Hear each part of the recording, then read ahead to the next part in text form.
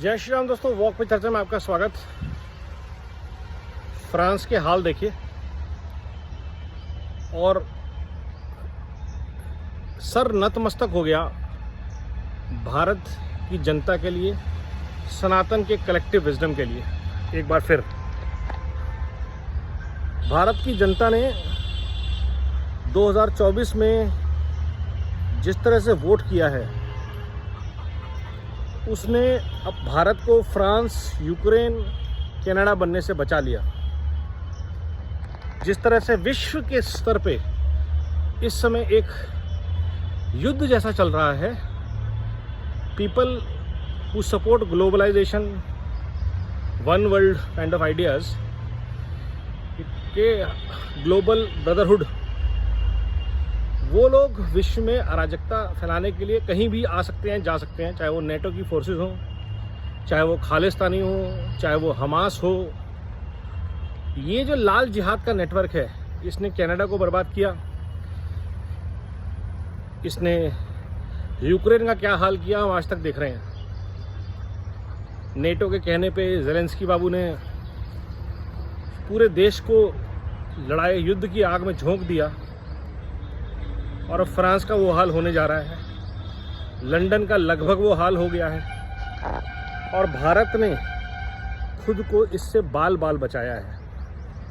अब सोचिए, इमेजिन कीजिए, अगर राहुल गांधी, केजरीवाल, शरद पवार, तेजस्वी यादव, अखिलेश यादव, ममता बनर्जी, स्टालिन, इन लोगों का गठजोड़ अगर जीत जाता तो वेल्थ डिस्ट्रीब्यूशन स्कीम जो थी उसके अंडर जो फ्रांस में स्कीम अनाउंस हुई है, 90% से ज़्यादा आपको, जिसके भी एक 5 लाख 4 लाख से ऊपर कमाई है, उसकी 4 लाख से ऊपर की कमाई पे 90% टैक्स लग जाता।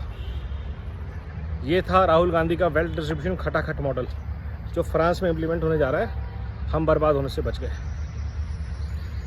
तो भारत की जो कलेक्टिव विजडम है, कलेक्टिव कॉन्शियसनेस है, वो भारत को इसी तरह से हज़ारों सालों से बचाती आई है। किस टाइम पे किस तरह से देश को आगे बढ़ाना है, देश को बचाना है, देश को चलाना है, देश के लिए खड़े होना है, ये भारत में कोई नेता तय नहीं करता। ये भारत एकत्रित होकर, एक मानसिक होकर तय करता है। चाहे वो शंकराचार्य के रूप में हो, चाहे गुरु नानक के रूप में हो, चाहे कबीर के रूप में हो, चाहे स्वामी दयानंद के रूप में हो, सनातन इवॉल्व होता रहता है। और सनातन और भारत को जो भी अलग करके सोचता है वो लाल जिहादी है।